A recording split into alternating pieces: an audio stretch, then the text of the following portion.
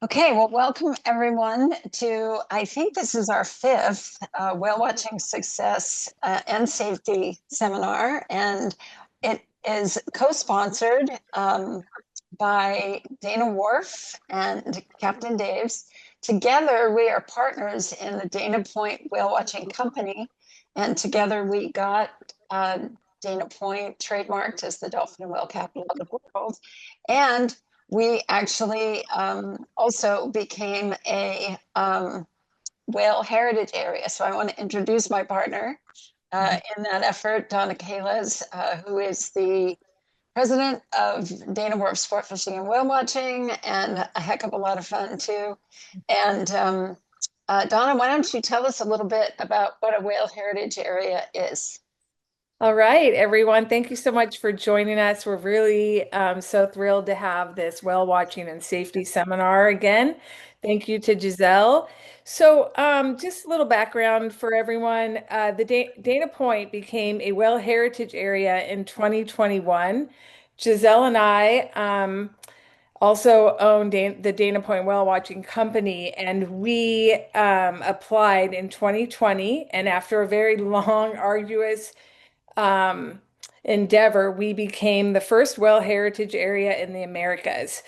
And I just want to read this because people always ask us what a whale heritage area is. And it's defined as an outstanding location where cetaceans are embraced through the cultural, economic, social, and political lives of the community, and where people and cetaceans coexist in an authentic and respectful way.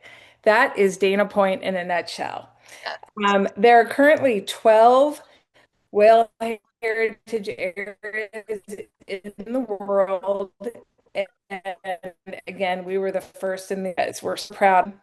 Just as a couple side notes, as we all know, Dana Point is one of the best places to view the largest animal to have ever lived on the earth, the blue whale, as well as a plethora of other animals. You're going to hear about the gray whale specifically today from both Captain Dave and Captain Todd Manser.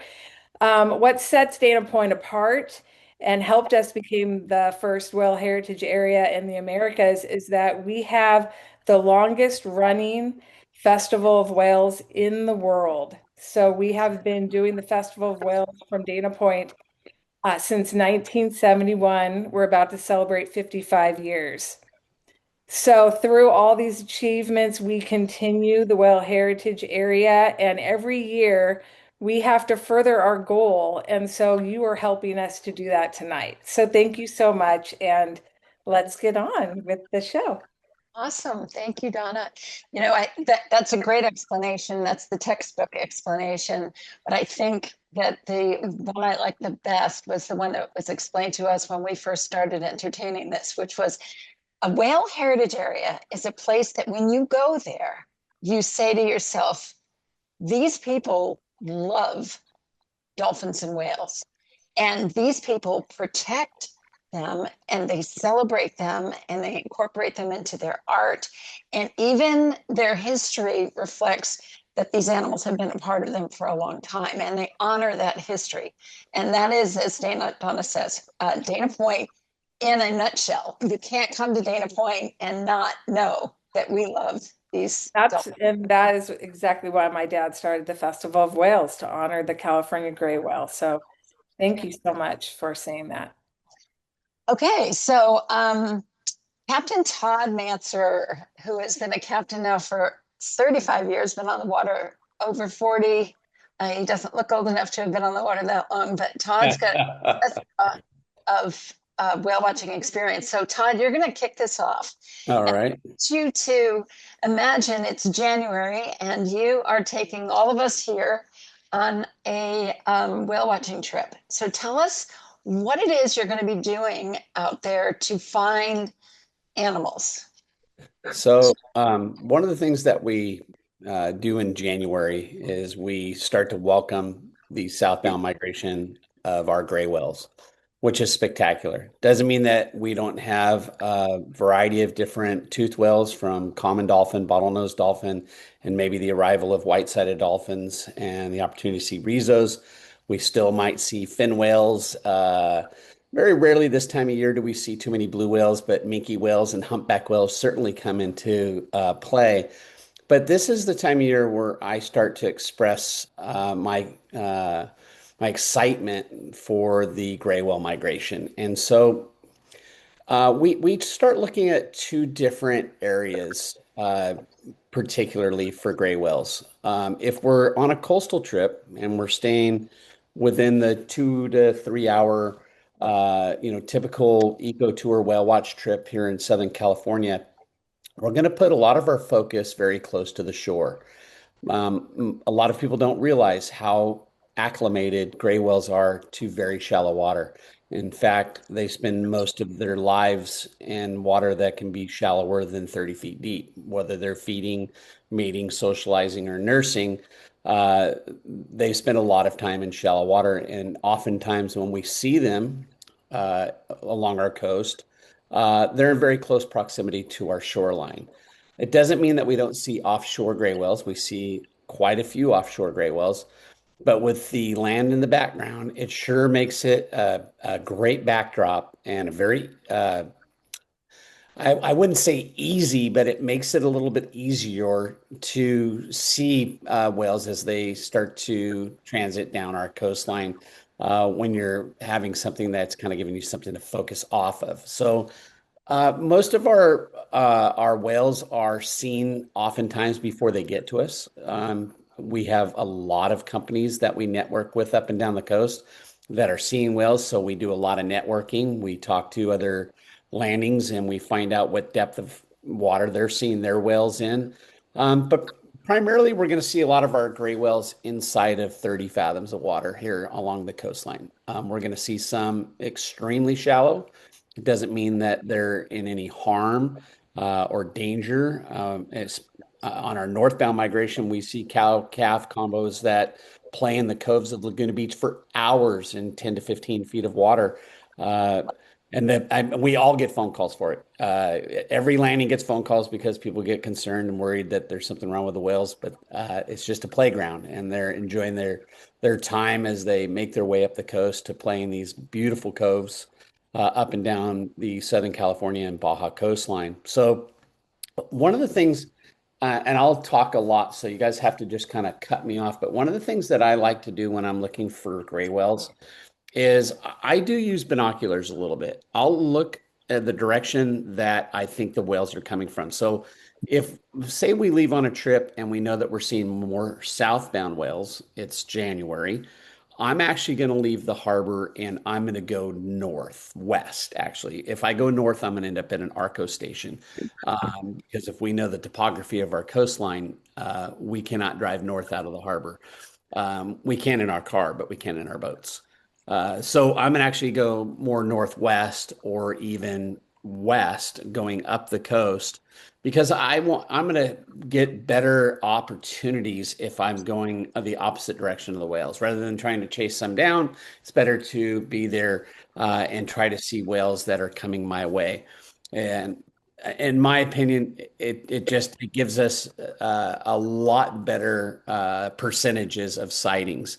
Leave the harbor, communicate with people. Those things all come in hand. But let's just say it's a clean canvas and I've got the radio off and I just want to go and look for gray whales. I'm going to go up in about 20 fathoms and I'm going to just kind of follow that contour up the coastline. I can see easily into the shoreline. I can see easily out to the continental shelf because if you know much about Southern California, you know that our continental shelf is only about 3 miles from our shoreline. So we've got huge opportunities by staying in that 20 to 30 fathom depth and going the opposite direction that the whales are coming from. So tell me what you're looking for. You may have the glasses up or you may have them down, but what are you looking for? Yeah, so gray whales can be they can be extremely obvious. Because of the layout of their blowholes and the way that they breathe, if you get them at the right direction, you will see the most amazing heart-shaped bloom. So when you see a gray whale spout, when you see a vapor plume from a gray whale, it will oftentimes give you this beautiful heart-shaped blow. And so we do look for blows. And that's where, if I'm using binoculars, I'm looking long distance, and I won't do this for too long when I'm whale watching, when I'm leaving the harbor. I use my binoculars, and I use high-powered gyro stabilized binoculars too, which allow me to see sometimes too far. But they're great for finding dolphin pods because you can really scan the horizon. You can see a dolphin pod very easily. But peripheral vision is huge when it comes to looking for baleen whales, when it comes to looking for blue whales, gray whales, humpback whales, fin whales. I love having peripheral vision. So even though I might pick up the binoculars and kind of look, in that 1 o'clock to 11 o'clock, out in front of the boat and look way out in front of me and look for a little while because you have to understand how long these whales cycle for. So understanding how long these whales cycle for will also help you to understand that you can slow the boat down. So You don't. quickly explain what cycling is, and then So tell us a absolutely. bit more. Now that we know a little bit about the whales, tell us a little bit more about what you look for when you're looking for dolphins. Sure. So depending on the whale, most of our gray whales are going to be traveling at about 4 to 4.5 miles an hour. That's roughly their speed, and they're going to spend about 3 to 5 minutes underwater in between their cycles on the surface. So if you're driving your boat looking for any type of whale, and you're traveling at high speeds, it's going to be very difficult for you to spot whales. You're going to drive by whales. You might even change behavior of whales because you've driven over the top of the water that they're underneath of, because you're not allowing yourself to smell the flowers. You got to slow it down, understand the cycles. Gray whales are going to come up. They're going to take about 3 breaths.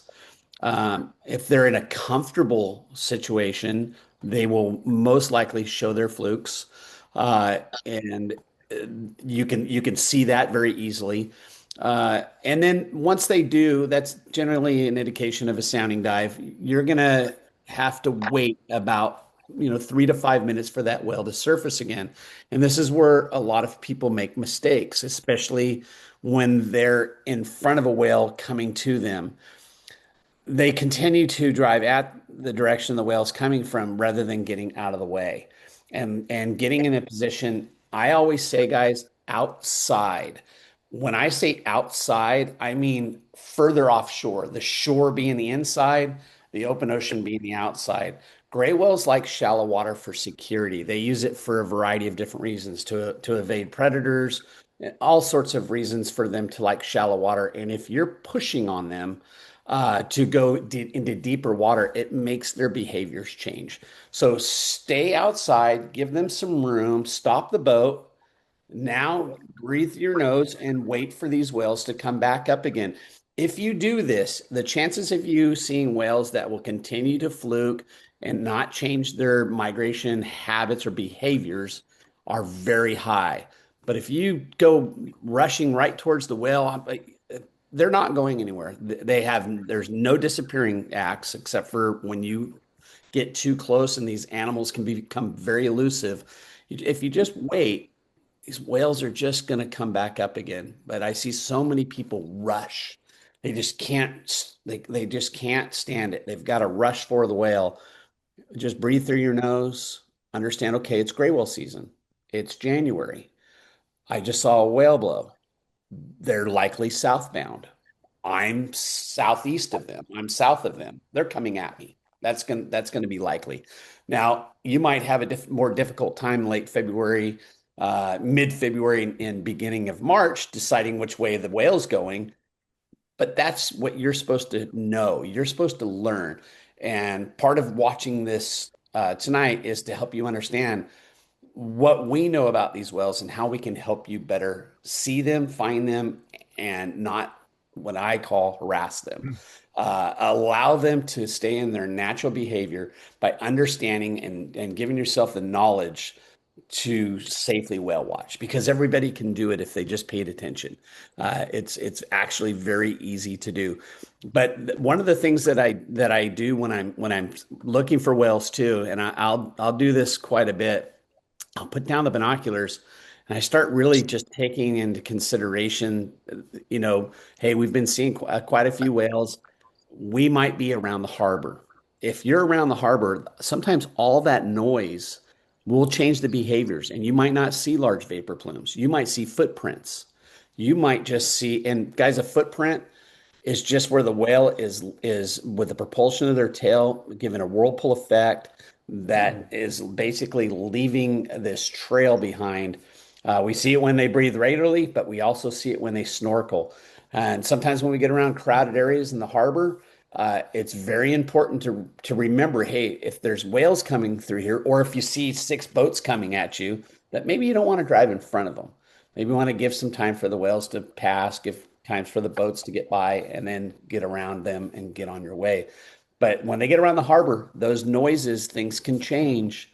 And I've seen everybody, make the mistake of coming out and not paying attention, and oh, there's a whale right in front of me, right out of the harbor. But those are kind of my tips on finding gray whales.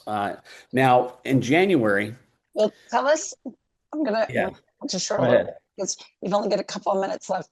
Tell Yeah. us about finding these megapods of dolphin because a lot of people really love the megapods. So And this is the time. and So, time and they're year round and we have over yeah. 450,000 of them, so they can be a lot easier to locate. Yeah. So, and I mean, there's never been a day that I've been in a pod of dolphin that I didn't smile. It's just an amazing, there's nowhere else on our planet that you can be surrounded by that many wild animals anymore.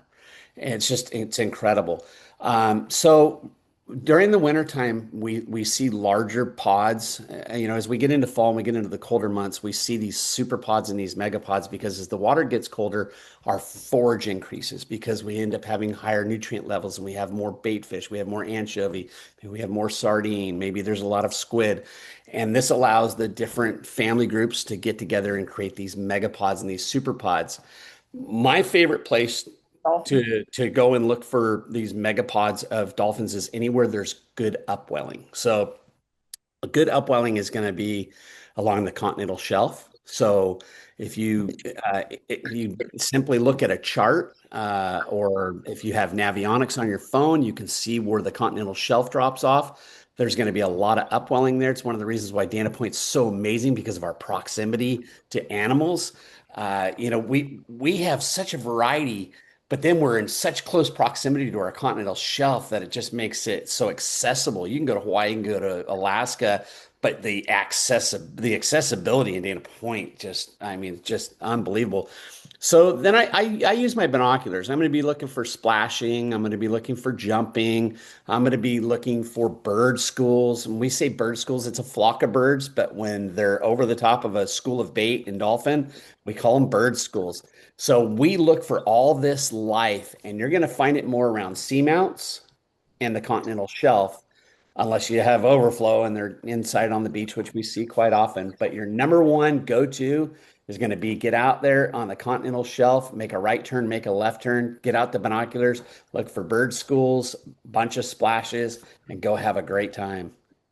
Thank you. Thank you so much, Todd. We could do this for an hour. Oh, Uh, yeah, all day.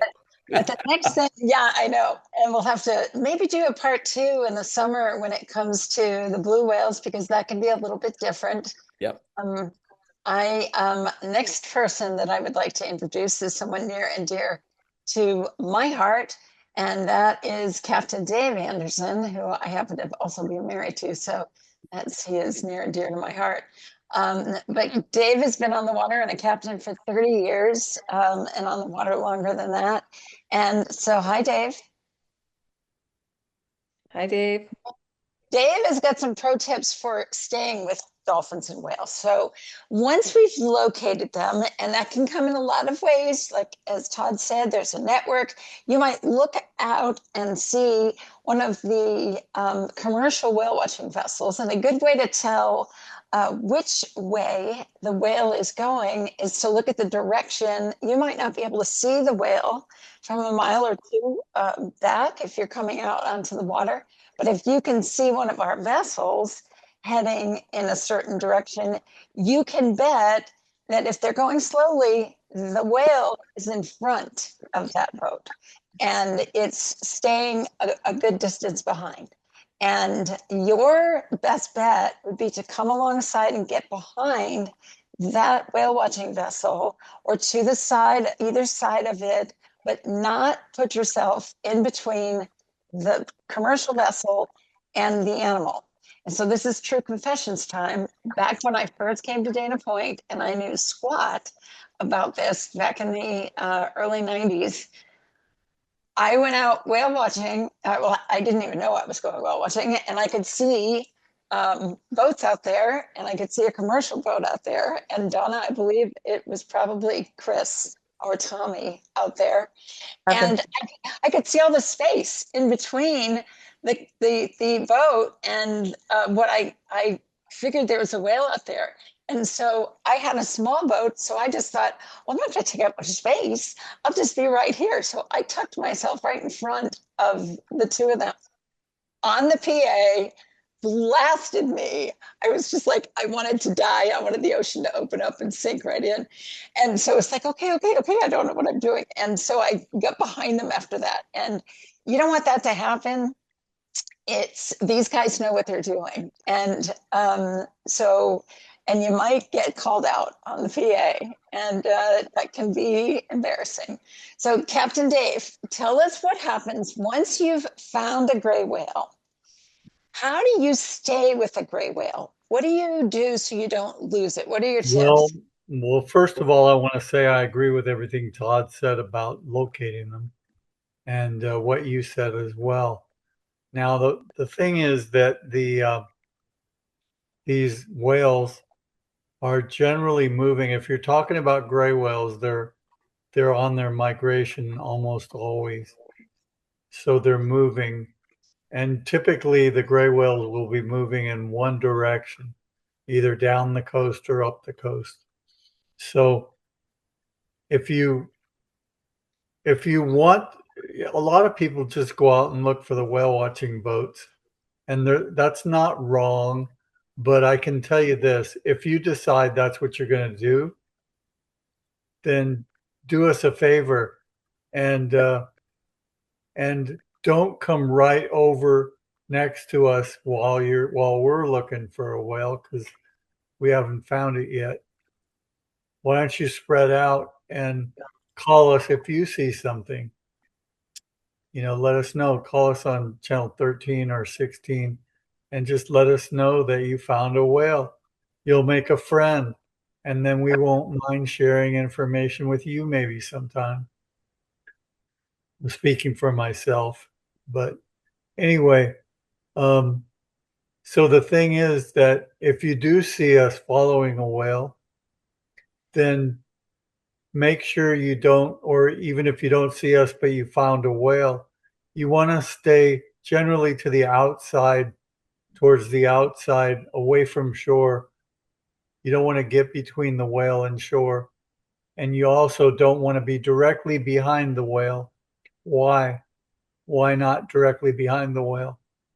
Well, because how good are you at following the whale? You might see a whale watching boat right behind the whale, but I can bet you that they know what they're doing and they're really being careful, because if they go a little too fast, they can run that whale over.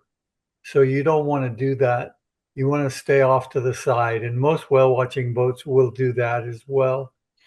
Occasionally there's a whale that can be seen even when it's underwater, and then you can really tell where they are. But in general, those gray whales will usually dive deeper, and you won't see them from the surface. But if you stay over to one side of them, then if you're off on your timing, you won't run into them. And the other thing is, I generally think of them as being about 4 minutes before they come up it's his estimate of 3 to 5 is really good too. But it's easier to remember 4 minutes is about how long they stay down, and 4 miles an hour is about their speed. So all you have to do is remember the number 4. And when you're following them, if you're going faster than 4 knots, you're going too fast. Probably. There's exceptions. Some days they're moving quicker, but you're better off going slower than that. Do 3.5 knots or do 4 knots, and then be watching very carefully and make sure you stay to the side of wherever you last saw that whale so that you don't run the risk of running them over. And I think we have a picture of what happens when a whale gets run over. It's not pretty. We do. But the Marine Mammal Protection Act actually requires you to stay back far enough to where you're not disturbing the animal, not just where you don't hit them. You're not allowed to even disturb their normal behavior. If you change their normal behavior, like Todd was saying, like if you get in closer to shore and you make that whale start heading out to sea, you've actually broken the law and you can be fined a lot of money. And whether you're a whale watching company or you're just a guy out whale watching, you can't disturb these animals. They're protected under the Marine Mammal Protection Act, and we want to respect them. And you also want to respect the whale watching business that's out there trying to make a living. And so try not to get between them and the whale. That's a really bad place for you to be, because then the passengers can't see the whale and you're running the risk of causing that whale to change its normal behavior. And that's when people sometimes will get on the loudspeaker and call you out. Now, we try to be nice if we can be, because we know sometimes people just don't know. They don't know what they're supposed to do, just like Giselle admitted. If you don't know what to do, then you should just try to stay behind the whale watching boats and stay off to the side, like to the outside of the whale watching boats. That's your best bet. And if there's a bunch of boats, then you really have to be careful, because now you're really running the risk of being that boat that is one too many and you're disturbing the animal. So you might want to consider finding another whale if there's too many people already following it, especially if they're close to it. But, I know the temptation to follow it's big. So just try to really stay back. The more boats there are, the more you want to stay away. There we You go. might have to get a longer view. There we go. Sorry, my PowerPoint went south. I'm not sure why. All those slides, they're just not coming up, but this is for the next portion. But Dave, let's say I'm out there, there are no other boats, and I saw an animal. And as I get closer, I realize that it's a whale and it's not really moving in any direction.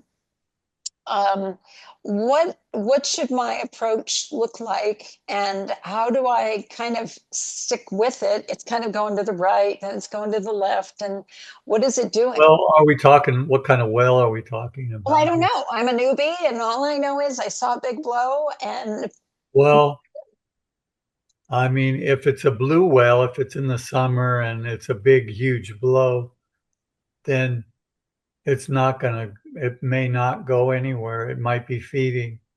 So what you don't want to do is interfere with an animal when it's feeding. So when in doubt, just try to just sit there and don't do anything.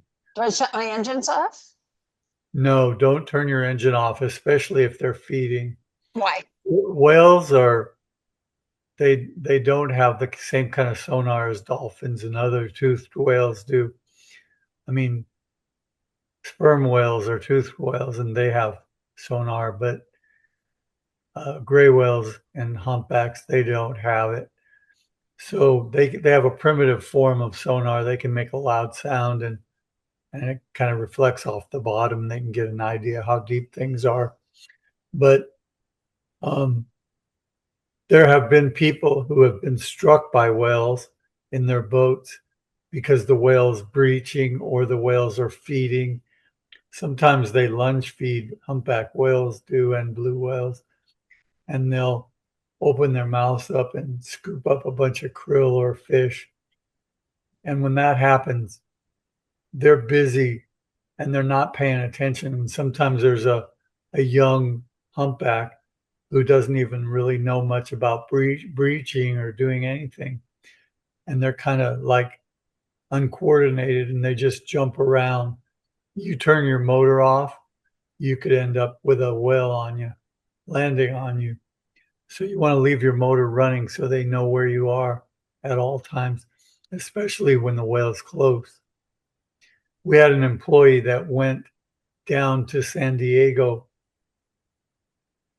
and they went whale watching down there. And he came back and told me that a blue whale was feeding and it came out of the water and landed right on top of the rib that he was on down there and turned the boat upside down. It didn't sink it, but they had to tow the boat back in. He got rescued. And when it first happened, I said, did the captain turn the engine off? And he said, at first he said no. And I was really freaked out because I thought, oh my God, I'm out there all the time with these blue whales. I can't believe with the engine running that would happen. And I kept asking him, I kept bugging him, man, are you sure that engine was on? And he said, no, actually it was off because I was trying to film something and I said, oh, thank God, because it made me feel a lot more secure. I was pretty confident that if the engine was on, that So those whales knew where I was. one more question. Let's say I'm out there and I'm with a megapod of dolphin. What should my vessel behavior look like?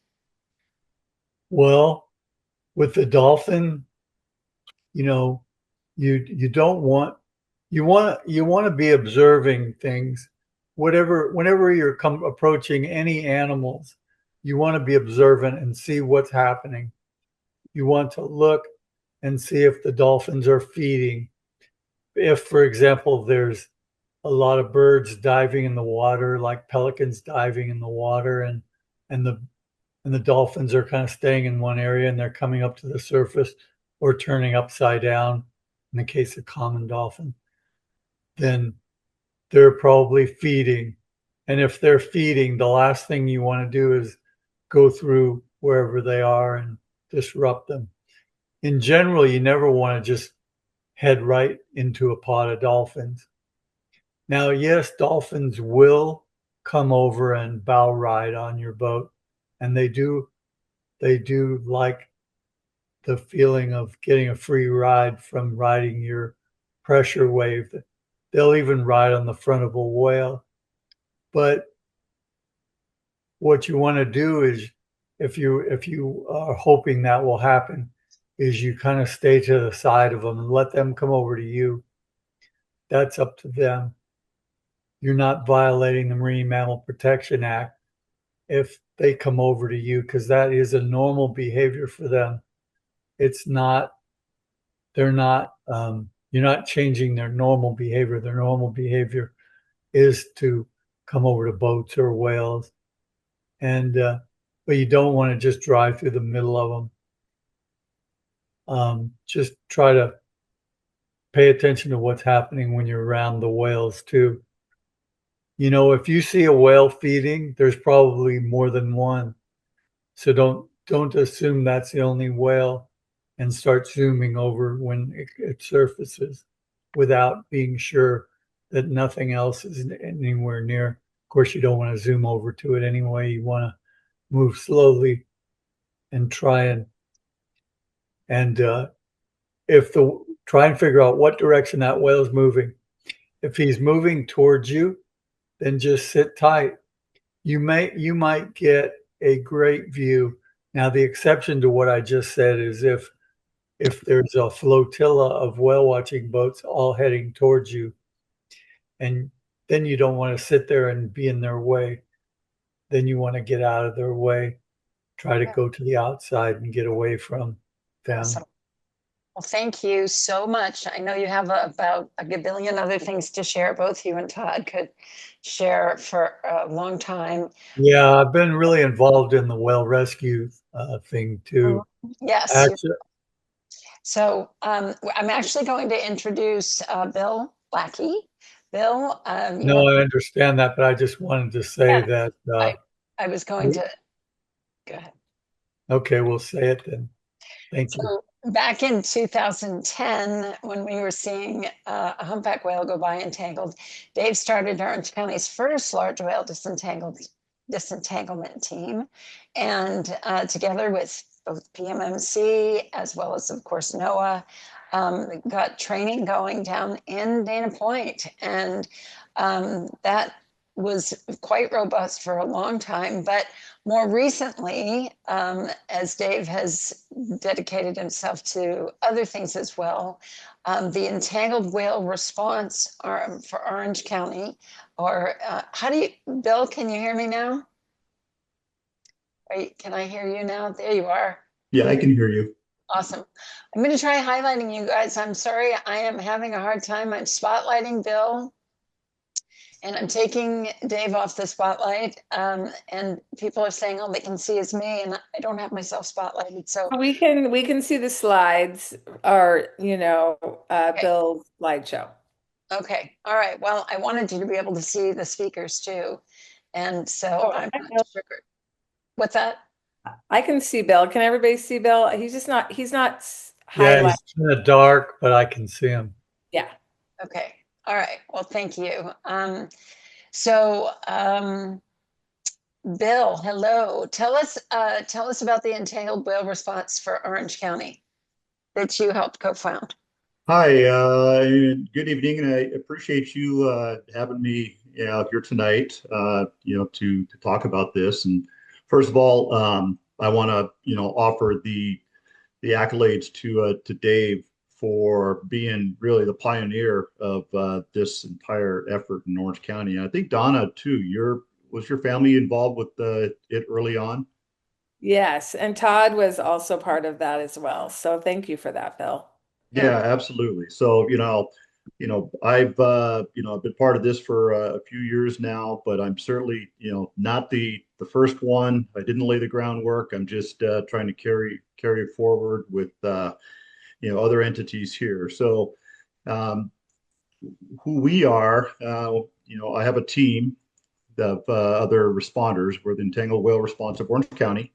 We established as a nonprofit, all volunteer team in April of 2024. We developed the team, myself, Wendy Leeds, Lindsay Van Schoik, and her husband, Justin Van Schoik. The four of us started the team as a way to enhance the response capabilities for the entangled whale response in Orange County. The other entity that works in Orange County here is a Pacific Marine Mammal Center. They have a team, and as Giselle said, that this has been a well-established team for quite a while.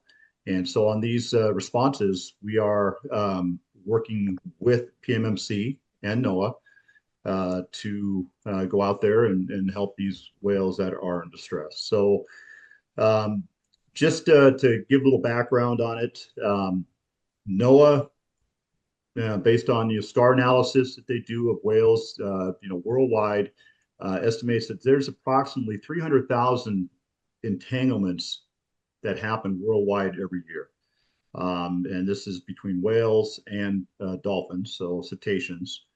And the entanglements that do happen almost exclusively from commercial and recreational fishing gear. There's some other entanglements that happen sometimes with mooring lines, cables, things like that. But it's almost exclusively fishing gear that is out in the water. And it's you like active gear, right? Right, William? It's active gear, not ghost nets, mostly. correct. Mostly mostly active gear for sure, but not all of those whales require a entanglement team to go out or even have the capability of doing so. A lot of those do self-release, but there's a lot of them that don't self-release, and we see those come sometimes ashore as strandings. We recently had a pretty severe example of that up in Oregon about a month ago, where we had a live whale that was entangled in commercial fishing gear that stranded on the beach in Oregon. And actually, Pacific Marine Mammal Center, Dr. Deming and Christina Robinson were up there, happened to be up there at the time, and were able to help out with that effort. Unfortunately, when a whale strands, most of the time they strand, they're, dead, like in the photos that you see. But if they do strand alive, it's very, very rare that you're going to really be able to get that whale back into the water. It's stranded for a reason, because it thinks it's probably going to drown. And getting a 40 or 50 ton or even heavier animal back into the water, while the efforts of the people up there or anybody else could be pretty valiant, it's pretty futile. So that's the entanglement problem. Based on NOAA statistics in 2024 for the entanglements, we were looking at about 36 entanglements that happened in 2024. And the majority of those entanglements that happen are humpback whales. They had 31 confirmed entanglements of humpback whales in 2024, and about 4 confirmed entanglements of gray whales. And then there was one other whale that was entangled that was not one of those 2. But those are the 2 species that we see more often than not that get entangled. Now, our team and PMMC, we're part of a greater West Coast entanglement network that involves teams from Washington all the way down to the Mexican border. This slide here, it might be a little bit hard to see, but there's 7 different teams that are active in the NOAA network. Like I said, UROC and PMMC are 2 teams that are here in Orange County. We're pretty fortunate to have that robust of a response effort. The other nearby teams are the team out of San Diego SeaWorld, and then also up at the Marine Mammal Care Center in Los Angeles. Some of the things that we do is we'll also provide mutual aid response to those teams when requested. Good example of that, we had an anchored whale up off of Palos Verdes last year that we went up and helped the LA team with. So the authority for a response is going to be through the National Oceanic and Atmospheric Administration's West Coast Large Entanglement Network. They have a permit through NOAA National to provide these responses, because these animals, as David said, are protected, and you can only approach these animals if you have the specialized training and the authorization to do so. As the slide says, the efforts are real highly specialized. It takes a lot of training to be able to respond out to these incidents. But even with that being said, there is no obligation to respond. We have the opportunity to, we try to as often as possible, but there's a lot of different things that can come into play to affect that. Now, the primary part of this whole, in fact, this discussion tonight, is that, even though we have responders that are specially trained by NOAA to actually go out and make contact with the whale, none of that would happen if there wasn't a good reporting mechanism in place. And so many of the reports come with the first sighting. And a lot of that happens with the whale watch companies that are out there looking at these whales every day. And also the private boating community, because you folks are out there, on a regular basis. And there's an opportunity that I'll talk about here in a few slides for you to become part of this greater response and reporting network, not to actually disentangle whales, but to help us identify if there is a whale, to do the proper reporting, and so we can get a fast response out there. We can go to the next slide.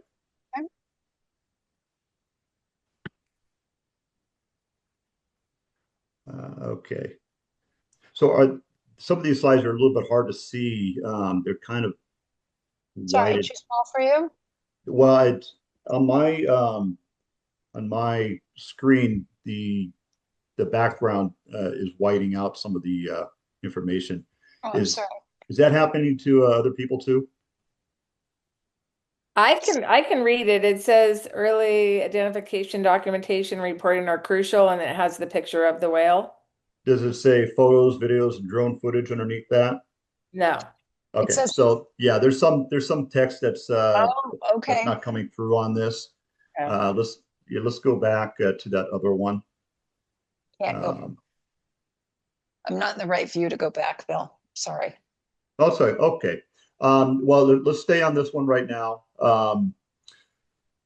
So documenting is really an important part of the effort, and it's that early identification of, is there a whale that's entangled? Being able to get some good drone footage or video or photos of that actual entanglement, and then knowing how to report that information, who to report it to. So the reporting requirements, or the reporting hotline, is NOAA's 877 SOS whale. And we could show that later on. It's going to be before that, Okay. Giselle. So Okay. I'm still working on. I also have this PowerPoint up on myself that I'm reading through. So, but it's 877 SOS whale, WHAL, and then the E drops off. Or you can make a report through VHF channel 16 and talk to either Harbor Patrol or the Coast Guard to report that animal that is in distress. It's very, very, very helpful. Thank you, Ann. Appreciate that. She put that up in the comments. It's very, very helpful if you are somebody that identifies an entangled whale and is reporting it. If you can stay with that whale, that has a better chance of assuring that we may be able to respond than if a report comes in and then the party leaves the scene. Because every half hour that goes by, that whale can go 360 degrees in any direction, and that search area becomes greater and greater. So NOAA might be less likely to mount a response effort if they don't have somebody that's actually sitting on the whale. So being able to stay on the whale is really important. But if you do, you really need to maintain that distance of at least 100 yards if you can, because these whales are in distress. They're hurting, they're scared, they could be angry. They'd be very dangerous. So the biggest thing is that we're asking that you do not attempt to disentangle a whale. Document it, report it, and then stand by it if possible. Now, I don't know if we can get back to that video, Giselle. I wish I could, but I'm not in the right view for it, so I can't. Can we get, because that video is kind of important to show how dangerous a whale is, if it's possible. I know, and Donna and I discussed it and decided that because the video ends up being too choppy, it doesn't. You could explain it to us, like Yeah. Yeah. Okay. So there's a video in this presentation that shows, even trained responders, and you might have seen it briefly as it went by. Even trained responders have been killed attempting to disentangle whales. Back in July of 2017, there was a responder on the East Coast, a very well seasoned responder, who was disentangling a right whale. And as soon as he got the cut made, the whale did a tail slap and hit the boat and killed him instantly. So these whales, they're very aggressive. They can be very aggressive if they're not wiped out and losing all their energy or have lost all their energy from being entangled for so long. So they can be dangerous. So if you are staying with the whale, make sure you're maintaining that safe distance so that you're not putting yourself in danger. Yeah. Taking pictures or even drone or anything like that is super helpful, but not getting close yourself. Yes.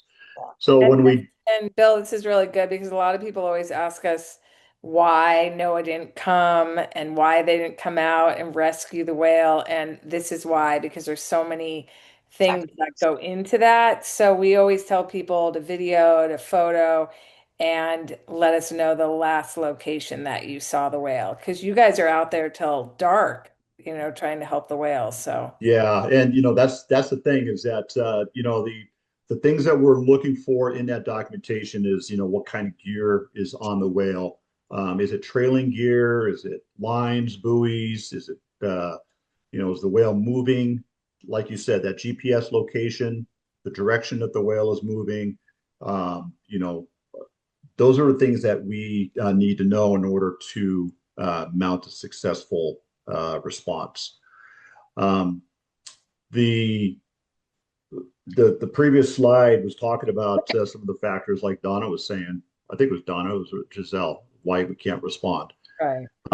But if we get a call in the later part of the day, we're probably not going to be able to go out because sometimes it takes an hour to 2 hours to get a team together to get a response out.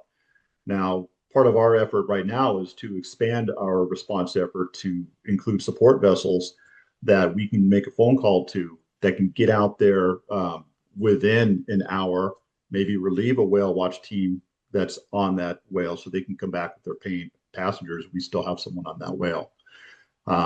But the other things affected was whale activity. If the whale's really active and jumping, breaching, we're not going to be able to approach that whale because it's not safe to do so. The location of the whale, if the whale is 15, 20 miles off shore, we can tow our inflatables out there with support vessels, but that we're going to need to make sure that animal is going to be there and we're going to be able to successfully make an effort. It's The weather, things like that. Exactly. Time of day, how much is left in the day. And I know you wanted to share a couple of other slides and I didn't mean to cut you off, but we do want to hear from Dr. Deming and I wanted to try and get this in at 60 minutes, but this Can I do one more slide? Go ahead. Okay, so it's a slide, it's the next one, I think, or two more. And I did get this one in here. You wanted to go to the and next slide. Okay. So how you can help. So this is what I was talking about earlier, is that if we can expand the response effort out there, the eyes on the water, that is going to be a huge benefit for all of us. So NOAA offers a level 1 online training to teach the public how to identify, document, and report entanglement. And you can go to either NOAA's website at the link that's provided, or we have a link from our website, eworc.org, in the training section.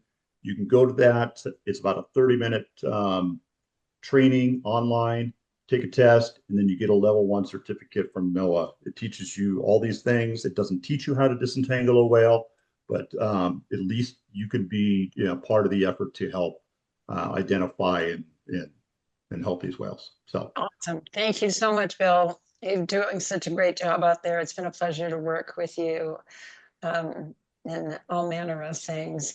Much appreciated. So now I'd like to introduce Dr. Alyssa Deming. And Alyssa is Vice President of Conservation, Medicine, and Science at PMMC, the Pacific Marine Mammal Center. She's awesome. And she is going to tell us what's going on out there right now with the general health of marine mammals. And I asked her to also spend some time talking about our sea lions and our pinnipeds, because they are something, you know, there's a couple 100,000 sea lions out there, and PMMC plays a vital role, is an understatement, in keeping them alive when they're sick and injured. So go ahead, Dr. Deming. I've got this co-shared with you, so I think you can start sharing your screen. Okay, and I think you guys should be able to see my slides. Are we good? Yeah. Okay, perfect. Awesome. I love everything that has been shared today, and we are so lucky to have such a great group of whale watching community members off of our coast. I will admit I'm a Florida girl, but I'm California through and through now, and we are so lucky to be able to have so many marine mammals off our coast. So, like Giselle said, I'll try and keep this somewhat short, but I'd love to go on forever, but I won't. I'm a marine mammal veterinarian. I think I have the coolest job in the world. So with our team at the Pacific Marine Mammal Center, that is very much so bolstered up by members of the community that volunteer, we respond to any sick or injured marine mammals that strand themselves onto the beach in all of Orange County. So you can contact us if you're in Orange County and you see a sick or injured animal on the beach. And then we also kind of bring the doctor's office to the whales on the water, which is much more convenient for them considering their size. So I'm just going to go over some of the basics for everyone so they kind of know general things. Marine mammals, as you have heard, are protected by federal law, so we should give them a little bit of respect and space in general when we run into them in the water. But being able to take that opportunity to see how they're acting in their natural environment is such a pleasure when we're out on the water with them. So I also want you guys to be aware of what you can look out for in case they're sick, and who to contact and how to get a hold of some help for a whale if you guys do see a whale out in the water that's sick. And I will also kind of plug the fact that California has the highest number of stranded marine mammals in the entire country. So especially in Southern California, and especially most recently with these domoic acid or harmful algae blooms, if you're a beachgoer or on the water, you definitely need to have our stranding hotline number, which is the 949-494-3050. And that will get you directly in contact with our rescue team to get any animals you come in contact with the help that they need. With that said, these are kind of the overview of the most common species we see here in Southern California. So California sea lions and northern elephant seals are by far our most common patient. And then we also have an endangered species or a threatened species off our coast called Guadalupe fur seals, and it's season right now for them. So keep your eye out for them. They're prettier sea lions. And they kind of do this thing called jugging regularly in the water where they'll float on the surface. And we'd love to hear anytime you see Guadalupe fur seals out in the water because it is so rare. And then also dolphins and whales we respond to. But before we get into too much detail with the dolphins and whales, I want to tell you a couple of things with pinnipeds you might run into in the water. So hopefully if you're regularly on your boats out there, you swing by the buoys outside of Dana Point Marina, and there is huge opportunity to recite some of our old patients for us. They are awful about checking in. So if you guys ever see a sea lion or an elephant seal with one of these orange tags on one of their flippers, that's a sign that they've been rehabilitated in a rehab hospital somewhere along the West Coast. We can actually look up their medical records with their numbers. So if you ever make a drive-by past the buoy and you see a little orange tag animal, keep your distance so they can rest on that buoy, but use your Zoom, get a picture of that tag, and definitely report it to us because we want to hear about them. And then I'll also say this guy in the upper right-hand corner with that really cool scar on his right-hand side, that's Piccolo, and he's our MVP recited sea lion. He was just recited today, and he had a really intensive surgery, and we love to see that he's doing great out there. So tell us if you see him too. He has a tag on his left flipper because he's a boy, and they get tagged on the left. The other thing you might see on these buoys are entanglements with the pinnipeds, and that essentially looks like they're wearing a necklace. So if you see any major indentation or any kind of cuts around their necks, it's sometimes hard to see the netting that you can tell, like in that left picture, there's a little bit of gill net on that animal, but it can be difficult to discern. So anytime you see an animal that looks like they're wearing a necklace on that buoy, snap a picture, report it to us, and we do everything we can to get out there and help them. That typically does require something called remote sedation, where we have to dart them with a dart gun first. So it's a little bit more intensive of a rescue. But these animals have life like threatening injuries and they desperately need our help. So with that said, let's shift our focus onto whales a little bit. And Bill covered this great in his presentation. He's also been a longtime volunteer for PMMC with the pinnipeds in our hospital. So it's a great collaboration with the whole community to take care of these animals.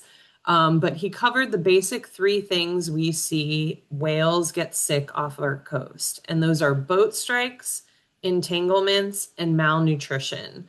And particularly with the gray whales, malnutrition or being very skinny, kind of starving due to food availability issues is a major-ish problem. So these linear lacerations in a whale in a parallel manner mean boat strike. And if you ever see an injury like this and you guys have a good photo of it, we'd love to get reports of these guys too, because we want to monitor and make sure they're healing well over time. Sometimes when they're superficial, they can heal from these wounds. And we also want to be able to report how commonly this is happening off of our coast. So if you ever see any whales with parallel lacerations, let us know. And then Bill also covered this great, but these are two good graphs. I encourage those of you that have like a thirst for knowledge and want hours and hours of information to go on NOAA's website. They have great things about unusual marine mammal mortality events and then stats about entanglements too. They're really good about summarizing things.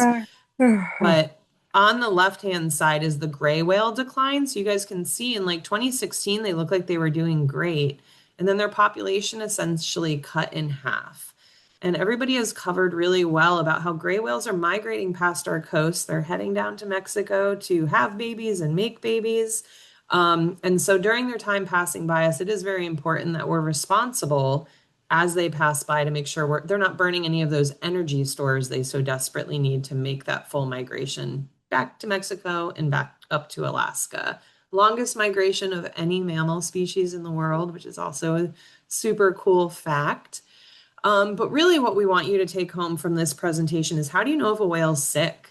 Most of the time when you come across whales, all you get to see is little bits of their back and their blows. And of course, that's really exciting. But if you do come across a whale that needs help, we want you to have the tools you need to be able to identify it so you can call them in and we can do our best to get out there and help them. So this is just a good picture of a gray whale in a marina. It's not super common for them to go in marinas, but sometimes they do kind of pop in for little snacks. So anytime there's a gray whale in a marina, we want to hear about it. But the benefit of this photo, and never try and haze them out of a marina, you're just going to stress them out. Call us, we'll decide whether or not they need intervention or if they're just coming in for a peek. But this whale in particular is a skinny gray whale. And I'm going to go through some ways that you can kind of tell that, but it has a lot to do with that dorsal ridge of their back and having a concaved area where muscle should be. So instead of being a beefy, bulky, like butch, muscular gray whale, it's got a concave back and almost looks like a ridge along the back. And that can be a sign it's in poor body condition. So I will say whales sometimes hit the beach. This was the whale in Oregon that stranded alive that Bill mentioned, that we unfortunately had to respond to. We did our best actually to get this whale refloated, and that was my second time in Oregon, but hopefully you guys can see the video. It might be choppy for you, but there was about 12 to 15 foot breakers for like a half a mile out. Oregon's coastline's insane when it comes to ocean conditions. So we're also lucky that we don't have to contend with this. I feel like if the ocean conditions were better, we would have had a very good chance of getting this whale refloated. And I will say with this whale, most of the time when whales and dolphins end up on the beach, they are very sick. And most often the best thing we can do is offer humane euthanasia and help ease their suffering. But this whale was actually a fairly healthy juvenile humpback whale that got entangled in crab gear. So we were hopeful we could get this animal off the beach, but unfortunately, due to the ocean conditions, our refloating efforts weren't successful. So we do respond to them on the beach. It's typically not the best outcome when they come on the beach, but we do everything we can to help them. And we have had a live juvenile or neonate gray whale in San Diego about a year and a half ago. And then we had a fin whale strand up in Torrance Beach. So it's not impossible for these live whales to hit the beach. And we are excited to successfully refloat one. So if you see that, call us. But more importantly, on the water, the 3 or 4 things that you can kind of look out for are behavior and mentation, like how the whale's acting, body condition, the amount of ectoparasites like sea lice they have on them, and then if there's any obvious entanglements or trauma. So you heard a lot about the behavior. A lot of times the whales are feeding actively, especially when people pick them up because you follow the birds, right? And then you'll hopefully find the whales. And so if they're swimming in pairs, hopefully you guys can tell this humpback whale closest to you in the screen has a nice fat head behind his blowhole. Looks like it's in great body condition, no obvious issues. So this is just a pair of happy humpback whales swimming around. If you see them logging on the surface and just kind of sitting there, that's concerning. Or if they're really surfacing for a really long period of time and taking lots of breaths at the surface and not sounding and doing their natural dives for longer periods, that can be concerning as well. So keep an eye out for that, for their behavior. This is just an overview of what a gray whale looks like if you picked them up out of the water.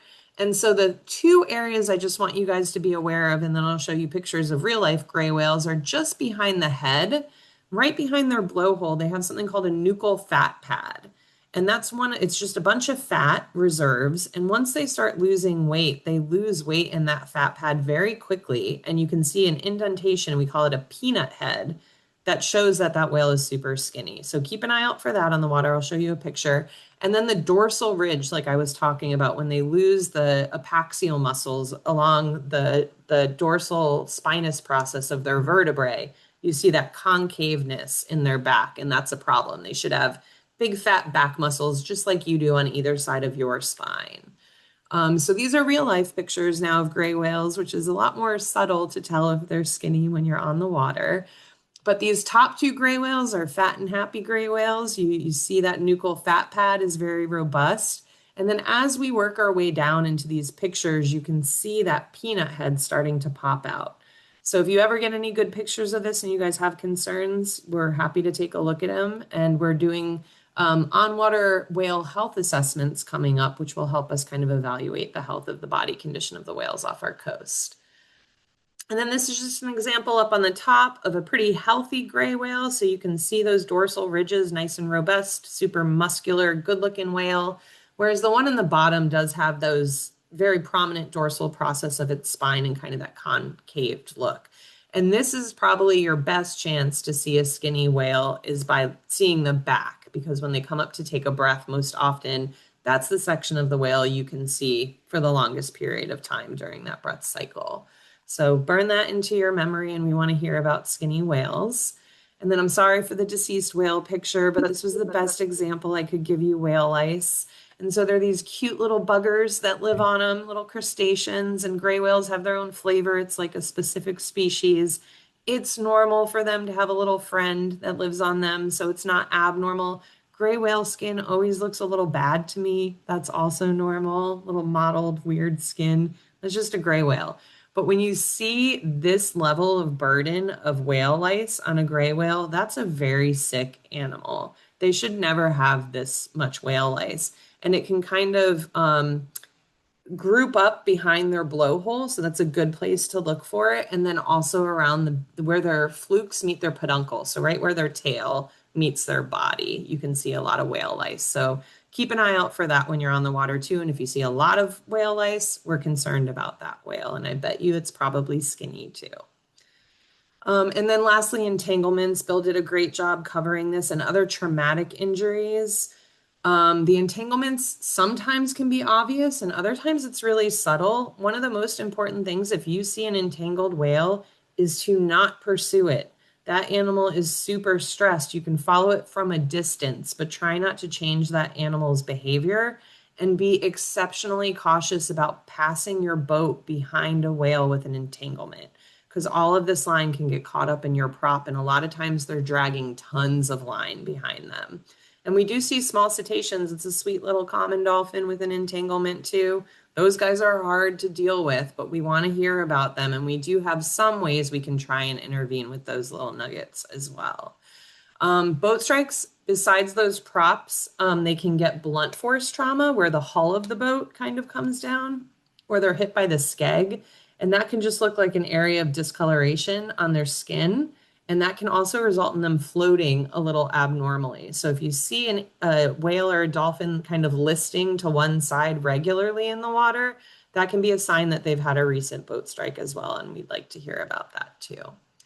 And with that, I'm going to give you our number again so you know to call us. If you see an entangled whale, the right number to call is the number that Bill gave, which is the 1-888 SOS whale. But any other sick or stranded marine mammals, you can give our hotline a call, and we're also happy to relay calls to NOAA. But getting it through that whale line is the fastest way to get a response for the entangled whales. So with that, I'm going to check out. Hopefully that was pretty quick. That was fantastic. Thank you, Dr. Deming. I really appreciate it. I did put your number here in the chat. So we did run over just a couple of minutes, but I think it was well worth it. I think that this was fantastic. I want to thank Captain Todd Manser, Captain Dave Anderson, and Bill Lackey and you, Dr. Deming, for taking the time to prepare and share some of this great information. There's so much to share, and I think it's worthwhile to do this. And the more eyes and educated people we have on the water, the more we can do to help these animals. And I know that's where your hearts are all at. So I don't see any questions in the chat. Donna, did I miss anything? We're good? Oh, that everything was answered. I want to say thank you to all the presenters. They did a great job. I think everyone got a wealth of knowledge. So thank you all for participating. And yeah, we put links in the chat, and just have a great time out there whale watching. And if you see a blow, go slow. Yes, yes, absolutely. And we are recording this. We will get this uploaded to Donna's channel as well as our own. And I don't know if PMMC is interested in putting this up there, but if you guys have a YouTube channel, Bill, but we're happy to share it. So thank you all. I really appreciate it. You have a great evening. Thank you. Thank you, everybody. Well, great commentary. Good. Thanks, guys. Bye. Bye-bye. Would it be possible to ask you both some questions for whoever's left? Let me finish. Stop Mhm. recording. Um, Hold on. Stopping recording.